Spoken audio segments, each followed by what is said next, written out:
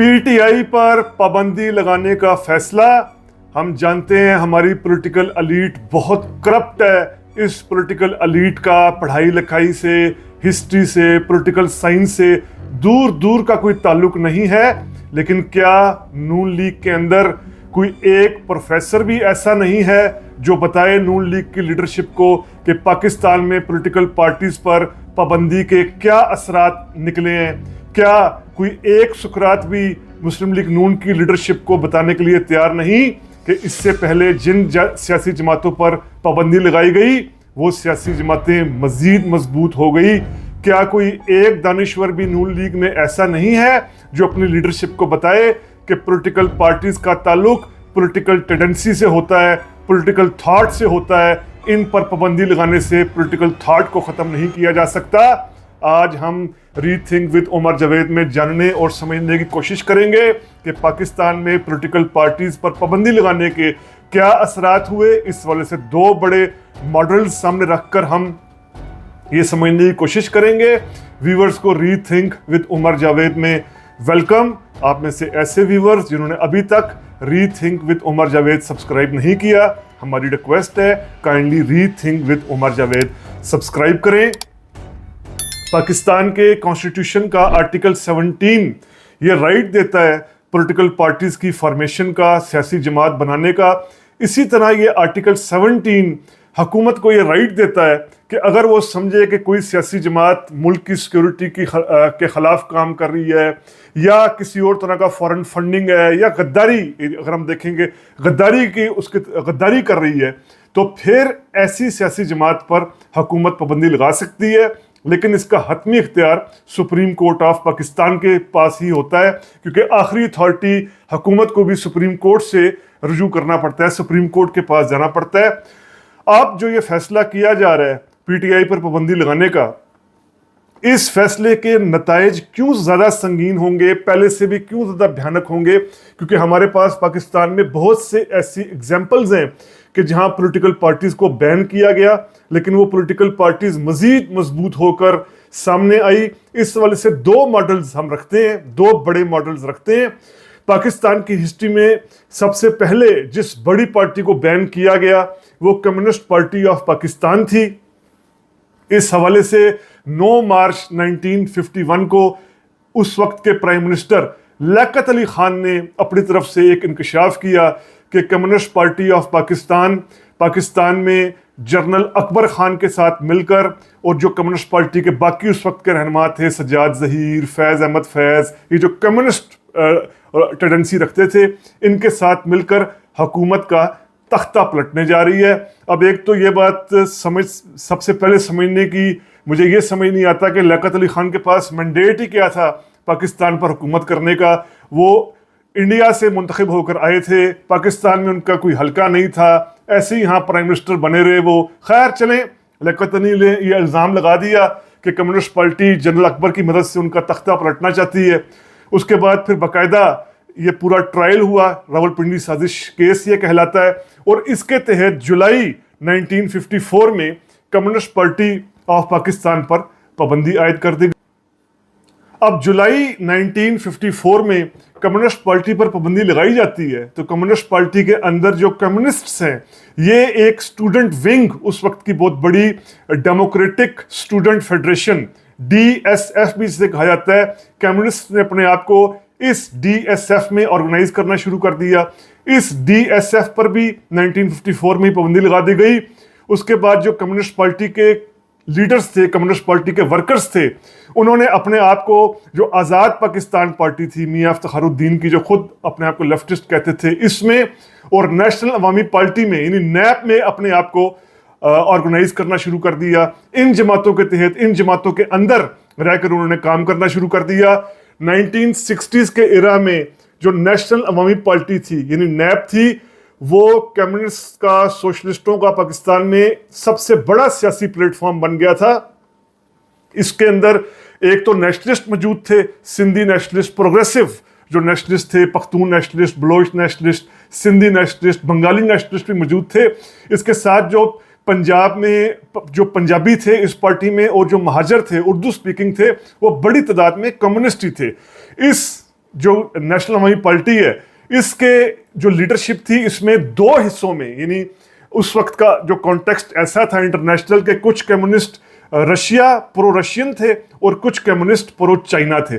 इसी नैब के अंदर जो प्रो रशियन ग्रुप था वो वली खान के तहत और जो प्रो चाइनीज था वो अब्दुल हमीद भाषानी के तहत मुनज़्ज़म हो गया। तो कम्युनिस्टों ने और सोशलिस्टों ने इस प्लेटफॉर्म के तहत काम करना शुरू कर दिया।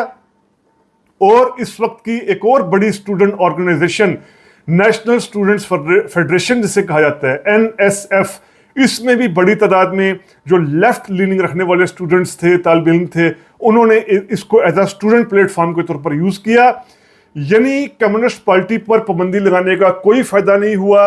ये पार्टी पहले नैप में, नेशनल अवामी पार्टी में, उसके बाद नेशनल अवामी पार्टी के अंदर दो धड़े जब बने, वली खान ग्रुप का, भाषानी ग्रुप का, उन ग्रुप्स के अंदर, और उसके बाद फिर एक पश्तून जो माओ नवाज थे, अफजल बंगश, इनकी क़यादत में मजदूर किसान पार्टी बनती है जो KPK के इलाके चारसदा में बड़े पैमाने पर काम करती है। चारसदा का जो डिस्ट्रिक्ट चारसदा है, इसका इलाका हश्त नगर है, यहाँ पर जागीरदारी निज़ाम के खिलाफ एक मुनज़्ज़म काम करती है मजदूर किसान पार्टी। ये भी नैब से निकलती है, अफजल बंगश इसको ऑर्गेनाइज करते हैं। उसके बाद फिर इवन जनरल ज़िया के दौर में जो कम्युनिस्ट हैं वो पीपल्स पार्टी के प्लेटफॉर्म में, अवामी जमहूरी पार्टी के प्लेटफॉर्म में, NSF के प्लेटफॉर्म के तहत काम करते रहे। यानी कोई फ़ायदा नहीं हुआ कम्युनिस्ट पार्टी पर पाबंदी लगाने का। कम्युनिस्ट आइडियोलॉजी और सोच जब तक चलनी थी चलती रही, यानी उसको कोई डैमेज नहीं किया जा सका। दूसरी बड़ी पार्टी जिस पर पाकिस्तान में पाबंदी लगी, बैन किया गया 2 मरतबा, वो नेशनल अवामी पार्टी थी। National Awami Party Pashtun nationalist, Baloch nationalist, Sindhi nationalist का एक अलाइंस थी, और इस अलाइंस में जो नेशनल अवामी पार्टी थी, लेफ्टिस्ट और सोशलिस्ट भी बड़ी तादाद में मौजूद थे। नैब पर पहली पाबंदी लगी जो वली खान अपनी किताब में भी लिखते हैं, फैक्ट्स और फैक्ट्स में, नवंबर 1971 में, क्योंकि ये पार्टी खुलकर जो ईस्ट पाकिस्तान यानी बांग्लादेश में फौजी ऑपरेशन की मजम्मत कर रही थी, तो यहिया खान ने इस पार्टी पर पाबंदी लगा दी। लेकिन अगले ही माह दिसंबर में जुल्फकार अली भुट्टो जब पावर में आए 71 के एंड में, तो जुल्फकार अली भुट्टो ने यह पाबंदी खत्म कर दी। लेकिन फिर 1975 में 8 फरवरी को पेशावर यूनिवर्सिटी में एक धमाका होता है जिसमें KPK के सीनियर मिनिस्टर और भुट्टो के खास एक करीबी साथी हयात शेरपाओ इस बम धमाके में हलाक हो जाते हैं।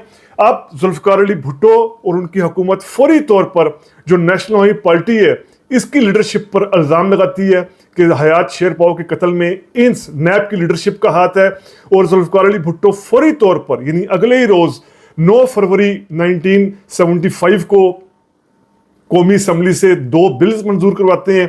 एक बिल का मकसद होता है कि किसी भी MNA MPA को गिरफ्तार कर लिया जाएगा, उससे पहले उसको एक तरह का इस्तस्ना हासिल था, अब उसको गिरफ्तार किया जा सकेगा। और दूसरा बिल होता है जिसमें भुट्टो पॉलिटिकल पार्टीज एक्ट में तरमीम करते हैं कि हुकूमत किसी भी पार्टी को बैन कर सकती है अगर वो ये देखे कि नेशनल सिक्योरिटी के खिलाफ काम हो रहा है। अब भुट्टो ये केस लेकर सुप्रीम कोर्ट में भी जाते हैं। सुप्रीम कोर्ट में जो खान अब्दुल वली खान है वो जजेस पर अदम एतमाद का इजहार करते हैं कि ये जजेस जो हैं बायस्ड है और नैब पर पाबंदी का फैसला दुरुस्त नहीं है। नैब पर जो 10 फरवरी 1975 को पाबंदी लगाई गई है वो बिला जवाज है।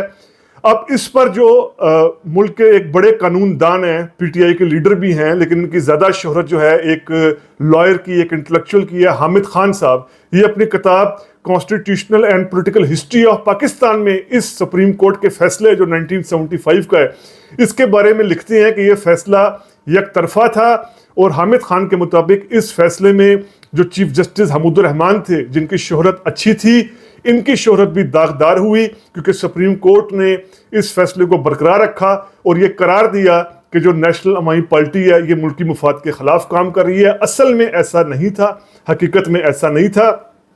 बहरहाल उस वक़्त फिर उस नैब पर पाबंदी लगाने के बाद इसके लीडर्स को हैदराबाद ट्रिब्यूनल एक कायम किया गया जहां ये इल्ज़ाम लगाया गया कि ये लीडर्स जो हैं नैब के, ये पाकिस्तान तोड़ने की साजिश कर रहे हैं। इस हैदराबाद ट्रिब्यूनल में जिन लीडर्स के खिलाफ जो ज़्यादा मशहूर हैं, जिनके खिलाफ केस चलता है, उनमें अगर हम बड़े नाम देखें तो बड़े नामों में खुद अताउल्लाह मैंगल का नाम है, ولی خان کا نام ہے، غوث بخش بزنجو ہیں، نواب خیر بخش مری ہیں، میر گل خان نصیر ہیں، حبیب جالب ہیں۔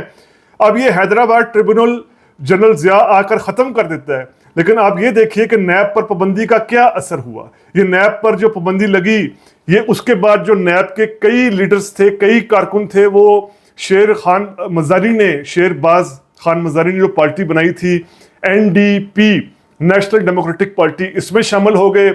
بلوچ نیشنلسٹ نے اپنی اپنی الگ پارٹیز بنا لی، کسی نے بلوچ نیشنل پارٹی بنا لی، نیشنل پارٹی بن گئی بلوچستان کے اندر، اور جو پشتون تھے انہوں نے عوامی نیشنل پارٹی بنا لی۔ بلکہ ANP کو اپنی ہسٹری کی سب سے بڑی کامیابی ملی تھی 2008 کے الیکشنز کے بعد، جب 18ویں ترمیم ہوئی تھی تو ANP کا جو مطالبہ رہا تھا صوبائی خود مختاری کا اور صوبہ سرحد کو نام دینے کا، یعنی ANP کا پرانی ڈیمانڈ تھی کہ صوبہ سرحد کو نام دیا جائے، تو خیبر پختونخوا نام بھی ملا، صوبائی خود مختاری ملی۔ اس کا استعمال جس طرح ہوا وہ تو خیر بات کی بات ہے، لیکن ANP نے یعنی ایک نئے نام سے منظم ہو کر اس نے پولیٹیکل اچیومنٹس بھی حاصل کر لی ANP نے۔ تو یوں یہ ثابت ہوتا ہے آج بھی، جس طرح جو میں نے بتایا کہ بلوچ نیشنلسٹ نے جو پارٹیز بنائی تھی، آج بھی وہ پارٹیز بلوچستان کی بڑی وائسز ہیں۔ ان میں Baloch nationalist party, Mengal group بڑی مثال ہے، نیشنل پارٹی بڑی مثال ہے، ڈاکٹر مالک جس کے لیڈر رہے ہیں، چیف منسٹرشپ بھی ملی ہے ڈاکٹر مالک کو۔ تو یہ ثابت ہوا کہ پولیٹیکل پارٹیز پر پابندی لگانے کا کوئی فائدہ نہیں ہوتا۔ ہم نے خود پاکستان کی ایگزامپلز دی، اس وجہ سے دنیا بھر میں مثالیں موجود ہیں، لیکن چونکہ یہ اب PTI کا ہمارا موضوع ٹاپک آج PTI ہے پاکستان میں، تو ہم نے پاکستان سے یہ دو مثالیں دیں۔ اصل میں وجہ یہ ہے کہ پولیٹیکل پارٹیز کا تعلق ہوتا ہے پولیٹیکل تھاٹ کے ساتھ، پولیٹیکل آئیڈیالوجی کے ساتھ، کسی طرح کی پولیٹیکل سوچ یا پولیٹیکل رجحان کے ساتھ۔ پولیٹیکل پارٹی کے نام پر پابندی لگا دینے کا مطلب یہ نہیں ہوتا کہ وہ پولیٹیکل تھاٹ بھی ختم ہو گئی ہے، پولیٹیکل سوچ بھی ختم ہو گئی ہے۔ جس طرح کمیونسٹ پارٹی آف پاکستان پر پابندی لگی، لیکن جو کمیونسٹ تھاٹ تھی، جو کمیونزم کی سوچ تھی، سوشلزم کی سوچ تھی، وہ ختم نہیں ہوئی۔ نیشنل عوامی پارٹی پر پابندی لگی، لیکن جو پختون نیشنلزم تھا، بلوچ نیشنلزم تھا، سندھی نیشنلزم تھا، وہ اپنی جگہ سسٹین رہا، اپنی جگہ مزید ووکل ہو کر سامنے آیا، باقی دیگر ناموں کی صورت میں آرگنائز انہوں نے کر لیا اپنے آپ کو۔ تو اب جو پاکستان تحریک انصاف ہے، یہ جس کا بھی سیاسی اختلاف ہو، ہمارا اپنا سیاسی اختلاف ہو نہ ہو، لیکن پاکستان کی ایک پولیٹیکل ریئلٹی ہے، خاص طور پر جو پاکستان کی اربن مڈل کلاس ہے، اس کی سوچ کی عکاسی کرتی ہے پاکستان تحریک انصاف۔ تو تحریک انصاف پر اگر ہم تصور کر بھی لیں ایک منٹ کے لیے، پابندی لگا دی جاتی ہے، تو جو پاکستان کی یہ اربن مڈل کلاس کی سوچ ہے، اس کو تو ختم نہیں کیا جا سکے گا۔ یہ جو سوچ ہے جو پرانے سیاستدانوں کو کرپٹ کہتی ہے، مرسی سیاست کو کرپٹ کہتی ہے، یہ کہتی ہے کہ یہ جو پولیٹیکل لیڈر ہیں نون لیگ کے، پیپلز پارٹی کے، کرپٹ ہیں، ان کے اپنے بیٹوں کی دولت باہر پڑی ہوئی ہے، یہ پاکستان میں حکومت کر رہے ہیں، لوٹ مار کر رہے ہیں، اپنے بزنس امپائرز کو دنیا بھر کے بڑے اعظموں میں پھیلا رہے ہیں، ملکوں میں پھیلا رہے ہیں۔ اس تھاٹ کو تو ختم نہیں کیا جا سکتا۔ تو اس سے یہ ہمارے اس آج کے ری تھنک ود عمر جاوید کے اس ویلاگ کا مقصد یہ تھا کہ یہ چیز ہم ہسٹوریکلی سمجھنے کی کوشش کریں کہ کیا کسی پولیٹیکل پارٹی پر پابندی لگانے کا فائدہ ہوتا ہے یا نہیں ہوتا۔ ہم نے جو سمجھنے کی کوشش کی کہ فائدہ نہیں ہوتا، دو ایگزامپلز بھی ہم نے دی۔ تو امید کرتے ہیں آپ کو یہ ویلاگ پسند آیا ہوگا۔ اگر پسند آیا ہے تو کائنڈلی سبسکرائب کیجئے ری تھنک ود عمر جاوید۔ بہت شکریہ۔